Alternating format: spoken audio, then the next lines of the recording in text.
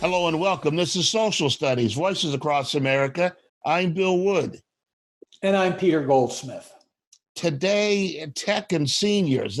Tech, for some seniors, tech is literally a four-letter word. But it might be an issue for you, and that generally it's not an issue for me. What about you, Peter? I could get along with it and really appreciate it sometimes. What about you? Well, to quote one of my dear friends, Cootie Simmons, I ain't mad at it, but it can present problems. But you know, Bill, tech is a very big word because we've all been using technology for years and years. And as we get familiar with something grows from that. And then we're like, oh my gosh, what's that? I have a good friend who told me 25 years ago, in 10 years, you'll be doing everything on your phone. You won't need a computer. And I said, well, you're crazy. That's impossible.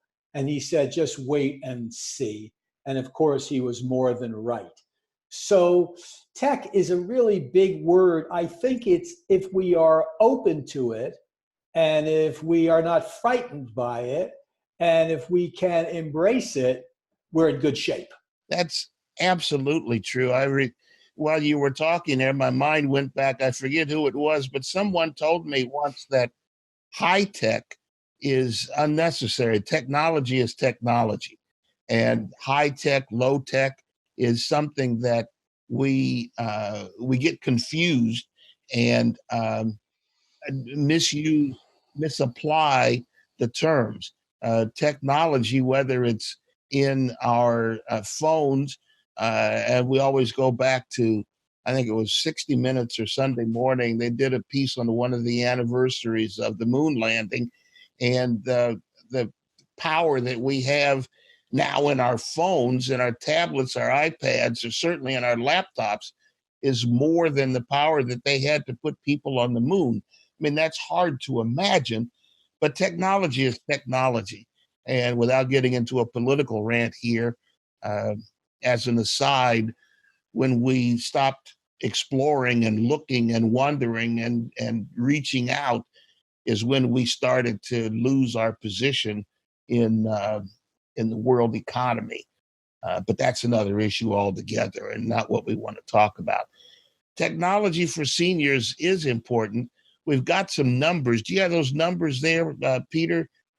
I do. I have a lot of them. But before I go to that, Bill, we went to the moon with a Commodore 64, okay?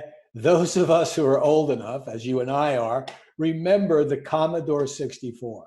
We have 10 times more computing power on our phone, forget our computer, on our phone than they had to put a man on the moon. So that's an interesting, just think about that for a second. Let me go on to numbers. For our age group, I always consider our age group as 60 plus. And every day there are 10,000 people turning 60 years of age. What that simply means is what was high tech for those of us who are 75 and 80 is common for those of us who are 60, 65, and 70. And as we continually grow this demographic, and as it gets larger with we baby boomers, the technology will become part of our everyday life. I don't think there's anyone in the United States, at least, and we're going to talk about international and national because there's a great disparity between those. I don't think there's anyone in the United States who doesn't have or has used a phone, a mobile phone. Most of us in this day and age, myself included, I don't have a landline phone anymore. I do everything off my cell phone, and my wife doesn't have a landline either. We both have cell phones. Now, the numbers are interesting because internet users by people 65 and over in 2000 was 14%. When we jump to 2018, that number goes up to 67%. Which means that it's the fastest growing demography in the culture. I mean, you go from 1 to 2, and that's 100% growth. But Right. you're talking about 14 to 65%. That's what, 400%. It's 400% growth over 18 years. Yeah. I mean, so that literally, not literally, but practically everyone who's coming on board the technology train, to coin a phrase from the OJs, I think it was, Yeah. everybody who's coming on board that train is our age group. So what's happening, that in the research that I found, and I'm sure it's research that you found, is that more and more work is being done to appeal to those people who are coming on board the train. So all the technology is practically aimed at people like us. Oh, absolutely, Bill. I mean, for instance, I start my car with my phone when I have an electric car. When I charge my car, I hit a button on my phone and it opens the charging port on my car. So my phone is running everything. And this topic of seniors in tech actually got started. You may remember this or may not. It was me bitching and moaning about a new mobile phone that was $2,000. And I thought how absurd that was. And you said, yeah, but think about all the things it does and all the other gadgets that it replaces. And that's where things get interesting. Apple used to be a hardware company, but hardware is limited in the sense that once I have a computer, I have a computer. Now I may change it out every, if you're 20 years old, every 18 months, if you're 70, every 5 years. But still, so now they have become, along with many other companies, software companies. And there are, as you and I were talking about, I don't know the number, but it's in the way high thousands of apps specifically designed for seniors. Yeah, yeah. And you mentioned cars. We used to think of cars as being Detroit, as being the big three, Chrysler, Ford, and Chevy. And now Google, Apple, Microsoft, and others. A friend of mine works for Faraday. They all have electric cars, self-driving cars, Mhm. and all in the next 5 years. It's amazing. As an aside, um, we talk about phones, how the phone world has changed since we have been on the planet. Imagine the cars and how they've changed. We've gone through bench seats, lap seat belts. Now we have belts that practically cover us all. You drive an electric car. We have hybrid cars. Um, and now we're getting close to self-driving cars. That's going to happen. So in our lifetimes, going from uh, smog belching, pollution belching um, cars that puttered along and were all done at 100,000 miles. Now we have cars that go 300,000 miles, and you plug them in. You don't go to the gas station. So and pretty soon we'll have cars that you don't even have to drive, that they drive you. And we haven't gotten to the backpacks that fly around like they promised us when we were in school, but that's coming, I would assume. They said they promised us that by now we'd be living on other planets, and computers would take over our lives. And I guess in a way they have, thinking out loud. They've taken over our jobs. They clean our house for us. They tell us what time. We have computers that run our phones, are the way we communicate with each other, the way we entertain ourselves through our televisions and our phones. So, yeah, thinking out loud, technology has become, the times they are changing, like we talked about. Oh, absolutely. And the thing is, Bill, most people, for example, my students have no idea that the thing they're holding in their hair is a telephone. They think it's a texting device, or it's a social media device, or it's an emailing device, or it's an app to order pizza or Subway sandwich. I'll tell you something. I was doing business years ago with a record company, and I had the president of the company is a dear friend of mine, and he said, "Yeah, let's do this. It's great. Call this particular woman and tell her we had lunch and everything's a go and we're set." And I said, "Okay, great." And I said, "He's a good friend of mine." And I called this woman at 10 o'clock, at 12 o'clock, at 2 o'clock, and at 4 o'clock, and I never got an answer. And I was kind of furious, to be honest with you, because here's the president of the company telling her to do this deal, and here I am trying to connect. And one of the kids in my office at the time said, "Oh no, just text her." So I texted her, and within 15 seconds, she replied, "I've been waiting to hear from you all day," meaning she had no concept that this thing was a telephone. So these young folks are so far removed that they don't even realize it's a telephone because they don't use the telephone.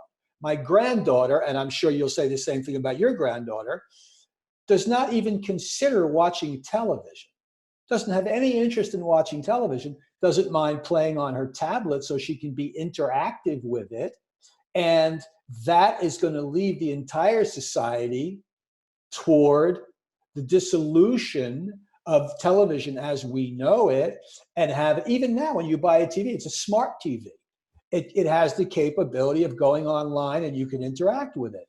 And those of us who have one, I do, after the first 15 minutes went, okay, I get it and I can use it. That's what I'm talking about, embracing the technology. It's here and more is coming. And those of us who are seniors, instead of going, "I can't figure out that, stop it. Go ask your granddaughter, and in 10 minutes, you'll know how to do whatever you have to do on the thing. I can't help but laugh. When we were setting up for this recording of our podcast, Yeah. I set up everything and got busy doing something else on my computer.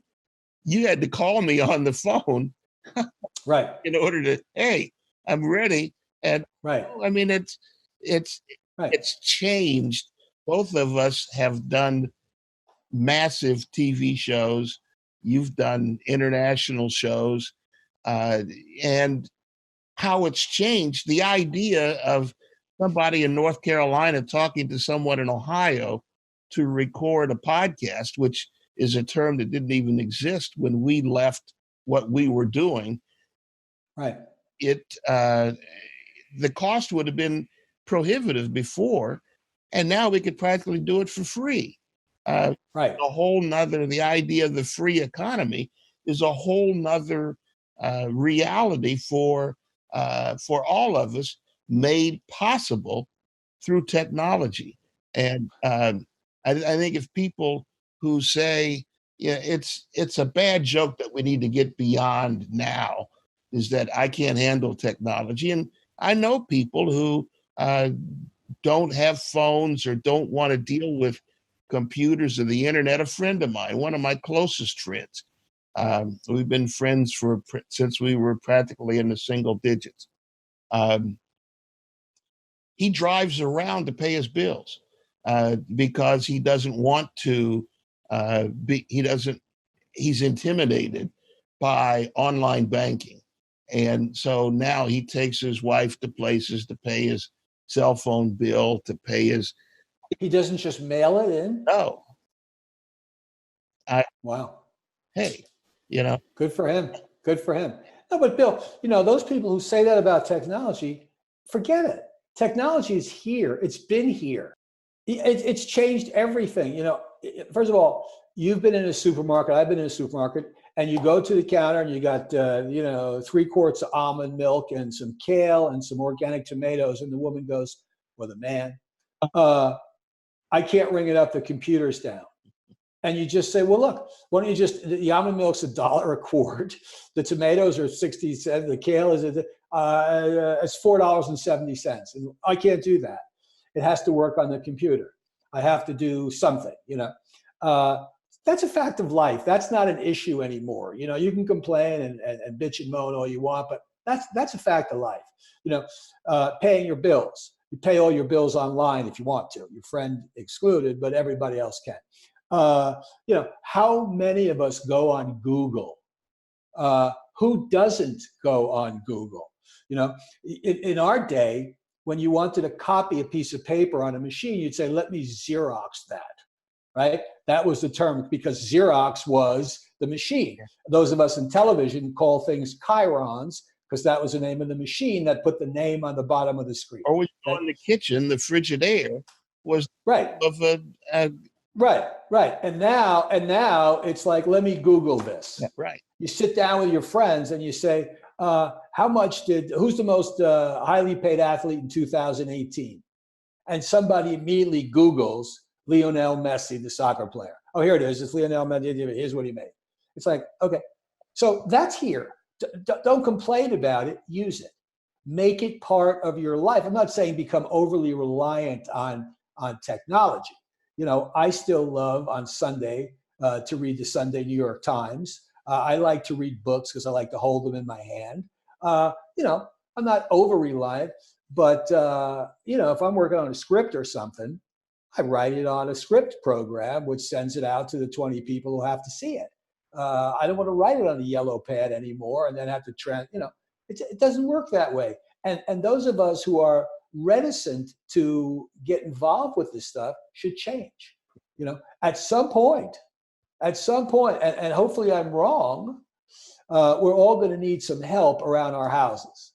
We're going to get into our high 90s. We're not going to be able to do things.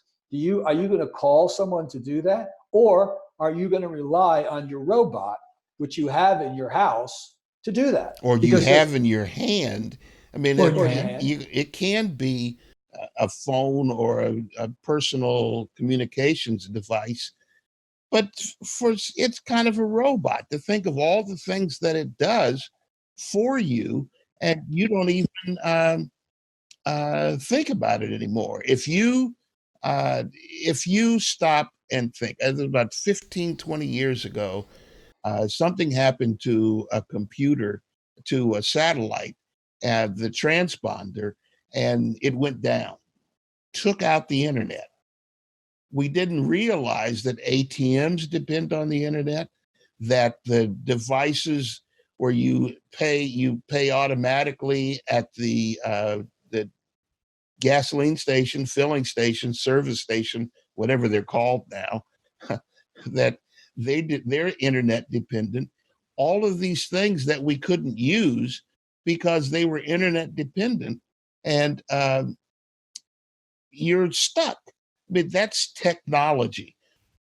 Yeah, I think, Bill, for those of us, and that's certainly true what you're saying, but for those of us who are 60 and 65 and over, how do we maximize the internet?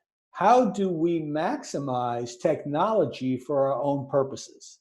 And I think that's what's interesting now, because, and I've always said this from the beginning of this website, when we created this website, it was for people who were 60 and over, affluent, meaning you could pay your bills, not that you had a Rolls Royce. Yeah. You know, you could pay your bills, you had some disposable income.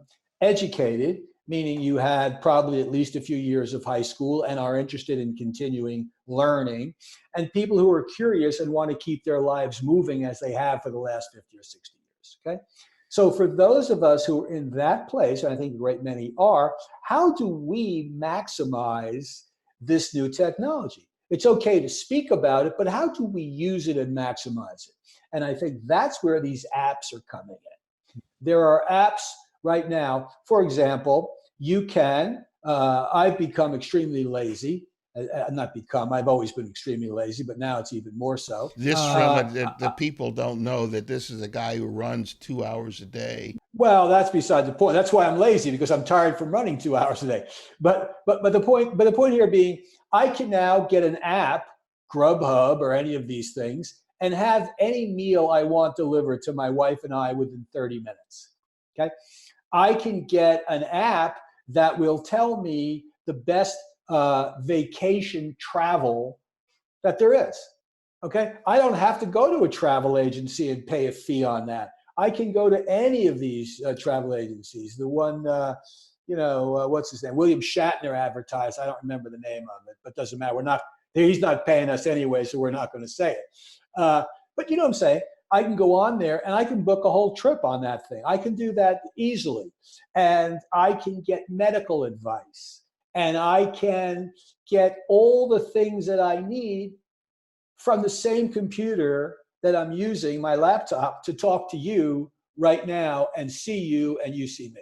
Now, the one thing that is a problem, and this is when I've scolded my friend, why do you do this? There is a problem with security.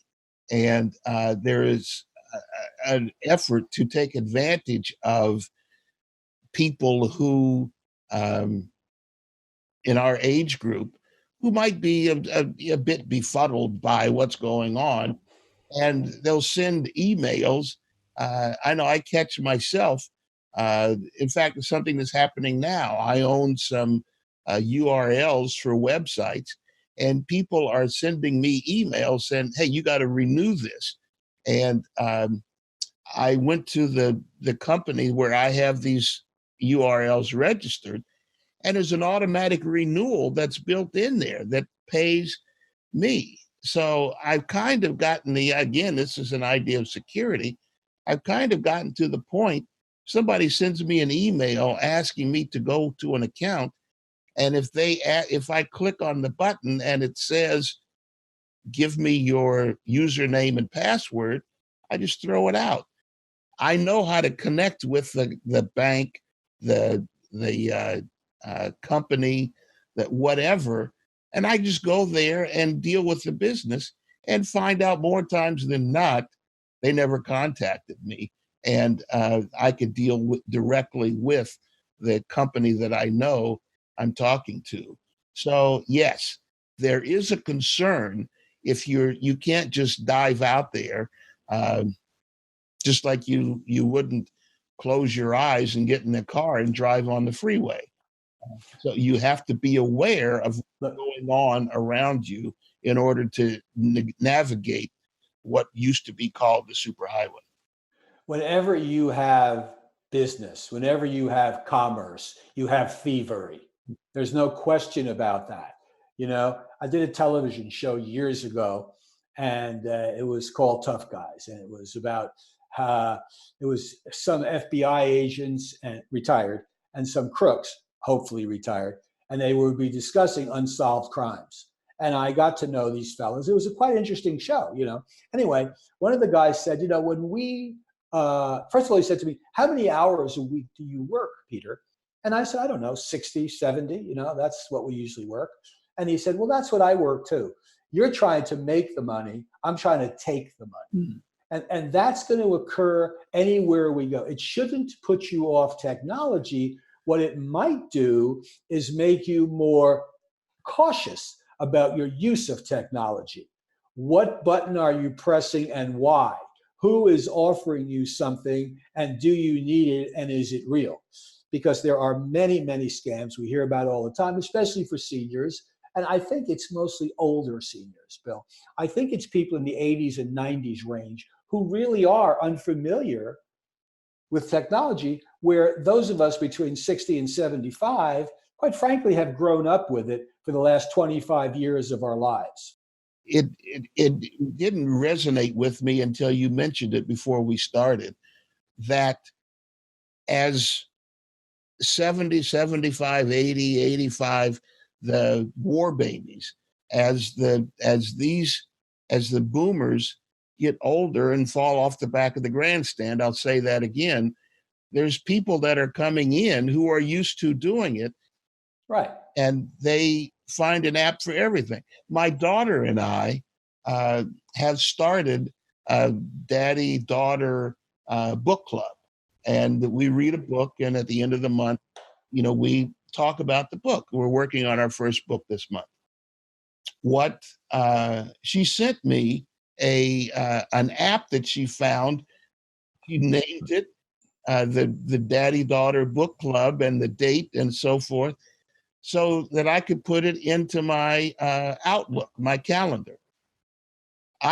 we had to exchange 2 or 3 emails. Said, "Did you send me this?"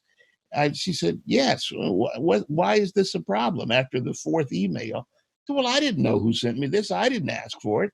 And she said, "Well, I just want to make it easier for you to put it in your calendar." I said, "I already did. I don't need the app to do it." But the app existed. Sure. Younger, and she is working her life, is used to having apps to tell her, to move her, to make sure she's on time, to make sure Yeah, appointments get scheduled. And that's just where it's going. People absolutely. are used to using it, and that's going to become more important.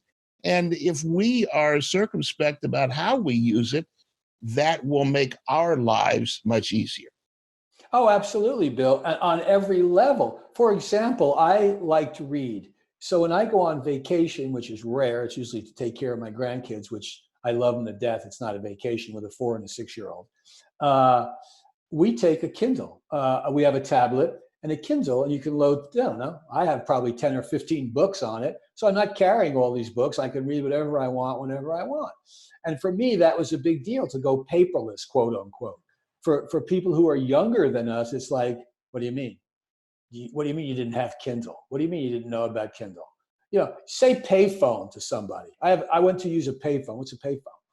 What's a dial-up phone? It's going to be the same thing as we go on and on. When I was talking about robot, I meant literally a personal robot. I heard or read or something, so I don't know if it's true or not, that Michael Jackson had a small little 3-foot robot who served him his tea or coffee or whatever it is that he drank, and could bring his dinner to him from the kitchen, and could take his clothing up to the laundry, and so forth and so on.